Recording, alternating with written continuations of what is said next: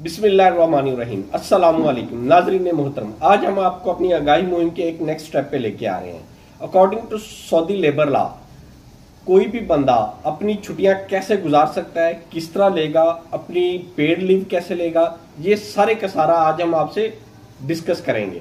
Table of content आपके साथ share कर दिया गया है, जिसमें हम आपको बताएंगे कि कितनी छुट्टियां होगी, कितनी पे मिलेगी और किस तरह वो गुजारा करेगा अपना। चलें, आइए हम सबसे पहले स्टेप के ऊपर आते हैं कि वेकेशन के ऊपर उसको कितनी पेड लीव मिलेगी। According to Saudi labour law, किसी भी लेबर पर्सन को 21 दिन की पेड लीव मिलती है, यानी आफ्टर 11 मंथ्स 11 महीनों के बाद 21 दिन की वो पेड लीव ले सकता है।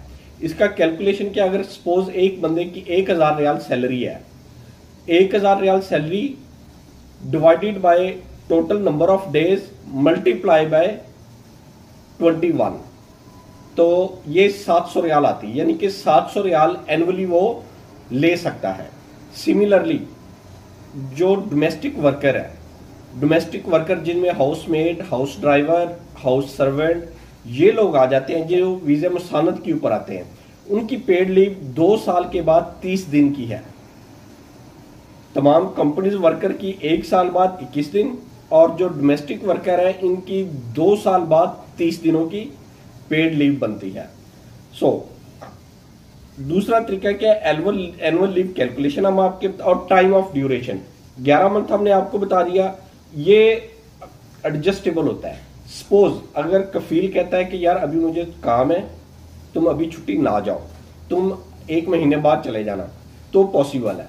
वो 2 महीने बाद, 3 महीने बाद, मैक्सिमम 90 दिन का आपके साथ एक्सटेंशन कर सकते हैं। इससे ज्यादा उसको छुट्टी आपको अलॉट करनी ही करनी है, हर सूरत में करनी है।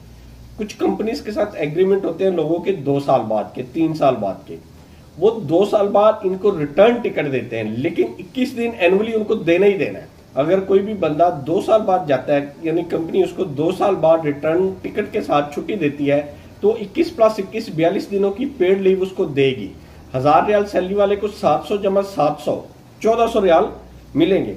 अब इसमें होता है एनुअल लीव के साथ साथ समटाइम ओकेजनल लीव भी आ जाता है, जिस तरह यौमुल वतनी आया, ईद उल अधा आई, बकरा ईद आई, या सऊदी नेशनल जितनी भी छुट्टियां आई, उनको इसमें ऐड किया जा सकता है। सपोज अगर एक बंदे ने ईद के दौरान काम किया और वो इस चीज का मुतालबा कर सकता है कि मुझे 21 दिन के साथ उन 4 अय्याम की भी छुट्टी शामिल करके एनुअल लीव दी जाए, तो ये पॉसिबल है। और समटाइम जो सिक लीव होती है वो भी इसी तरह ऐड ऑन की जा सकती है। ईद डेज को माइनस नहीं किया जाएगा। अगर बंदा ईद डेज के दौरान छुट्टी पे है तो उसकी दिन 21 + 4 25 दिन की पेड लीव बनेगी। ये आपने बात जहन में रखना है, ये आपके फायदे के लिए आपने इतने पैसे लेने हैं, उन ईद डेज के वर्किंग के पैसे अपने एम्प्लॉयर से वसूल करने हैं और वो आपको देने का पाबंद है। सिमिलरली अगर हम कैलेंडर ऑफ करें कि कौन से कैलेंडर के ऊपर ये आपको मिलेगी छुट्टी, यानी कि इस्लामिक कैलेंडर के ऊपर मिलेगी या दूसरे कैलेंडर के ऊपर मिलेगी जो जनवरी फरवरी वाला है, इसके ऊपर सऊदी लेबर लॉ खामोशी है। यानी कि उसमें कोई वाज़ेह नहीं बताया जा रहा कि ये छुट्टी इस्लामिक कैलेंडर के अकॉर्डिंगली मिलेगी या जनवरी फरवरी के अकॉर्डिंगली। ये हर कंपनी ने अपने अपने रूल के मुताबिक इसको ना एडजस्ट किया हुआ है।